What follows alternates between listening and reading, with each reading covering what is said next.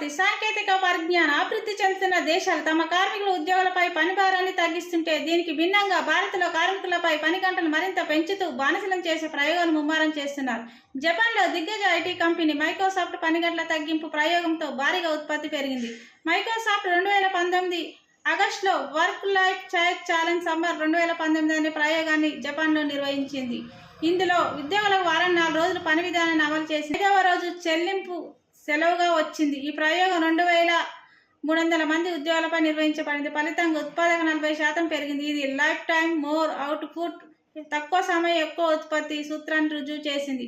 ఈ కార్యక్రమం జపాన్లోని సుదీర్ఘ పని గంటల సంస్కృతిని సవాల్ చేయడానికి రూపొందించింది. అధిక పని వల్ల మరణం తీవ్రమైన సమస్య ఉండటంతో మైక్రోసాఫ్ట్ కొత్త విధానాన్ని ప్రయోగించింది. ఐటీ కంపెనీ మైక్రోసాఫ్ట్ ప్రయోగ వివరాలు ఉద్యోగులకు శుక్రవారం సెలవు ప్రకటించారు. అలాగనే వారి జీవితంలో ఎటువంటి కోత పెట్టలేదు.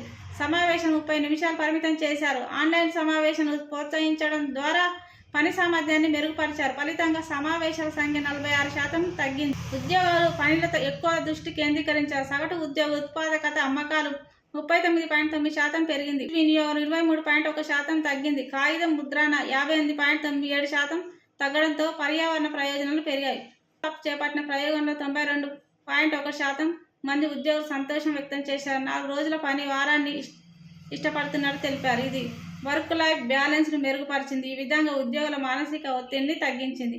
అదే బాటలో ఇతర కంపెనీలు. జపాన్లో సాంప్రదాయకంగా ఎక్కువ పని గంటలు అధిక పని ఒత్తిడిని జపాన్ సాధారణంగా ఎక్కువ పని గంటలు అధిక పని ఒత్తిడి సాధారణంగా ఉంటుంది. 2016 గణాంకాల ప్రకారం జపాన్లో 20% ఉద్యోగాలు వారానికి 49 గంటల పైగా పనిచేసేవారు.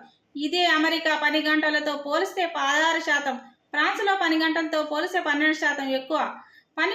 అక్కడ ప్రభుత్వం 2019లో వర్క్ స్మైల్ చట్టాన్ని అమలు చేసింది. ఓవర్ టైంను పరిమితం చేయాలని, సెలవును ప్రోత్సహించాలని నిర్ణయించింది. మైక్రోసాఫ్ట్ జపాన్ ఈ ప్రయోగాన్ని శాశ్వతంగా అమలు చేయడానికి పరిశీలిస్తుంది.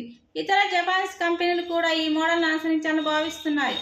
ఈ ఫలితాలు ప్రపంచవ్యాప్తంగా కంపెనీ 4 రోజుల పని భారాన్ని శిక్షించడానికి ప్రేరణగా నిలిచాయి. ఇది భారత్లో బానిస వ్యవస్థకు బాటలు. అభివృద్ధి చెందుతున్న దేశాల కార్మికులు ఉద్యోగులపై పని భారాన్ని తగ్గిస్తుంటే భారత్లోని మోడీ సర్కారు భిన్నమైన నిర్ణయాలు తీసుకోవడం గమనార్థకం.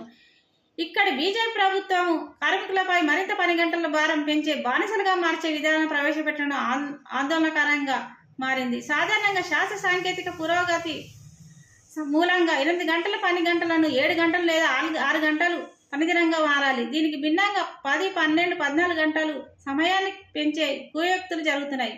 ఇన్ఫోసిస్ నారాయణమూర్తి వంటి వారు ఏకంగా వారానికి 70 గంటలు పనిచేయాలని ప్రతిపాదిస్తున్నారు. ఈ పరిమాణాలు 8 గంటల పని విధానాన్ని హక్కును గుంజుకునే ప్రయత్నాలు భాగమని కార్మిక సంఘాలు తీవ్ర ఆందోళనకు దిగుతున్న విషయం తెలిసిందే.